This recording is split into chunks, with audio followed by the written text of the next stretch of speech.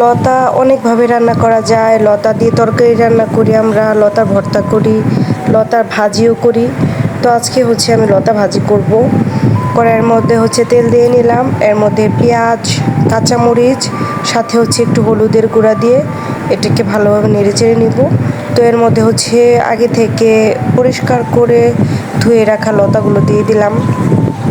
তো লতাগুলো দেওয়ার পরে হচ্ছে একটু আমি নাড়াচাড়া করে নিলাম। এখন হচ্ছে ঢাকনা দিয়ে দিব। লবণ দিতে হবে, হ্যাঁ লবণ দিতে হবে। লবণ দেওয়ার পরে হচ্ছে আরেকটু এটাকে লবণটা সুন্দরভাবে এই সমস্ত লতাটার সঙ্গে মিশিয়ে নিব। মিশিয়ে নেওয়ার পরে এখন হচ্ছে ঢাকনা দিয়ে ঢেকে দিব। যেহেতু লতা হচ্ছে একটু সিদ্ধ হতে টাইম লাগতে পারে, তো এটাকে হচ্ছে ঢাকনা দিয়ে ঢেকে রাখাই ভালো। তো আমি যে ঢাকনা দিয়ে লতাটাকে ঢেকে দিলাম।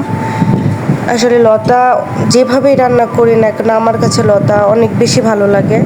একটু নরম নরম পিচ্ছিল পিচ্ছিল পিচ্ছিল জাতীয় সব কিছু আমার কাছে ভালো লাগে।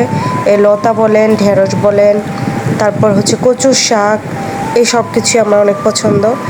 তো এইটাকে আমি খুব ভালোভাবে ভেজে নিচ্ছি। 2-3 বার ঢাকনা দিয়ে ঢেকে ঢেকে তুলে নিব। এই যে দেখেন এরকম লাল লাল হয়ে যখন ভাজা হয়ে যাবে তখন মোটামুটি বুঝতে হবে যে হ্যাঁ লতা প্রায় হয়ে গেছে।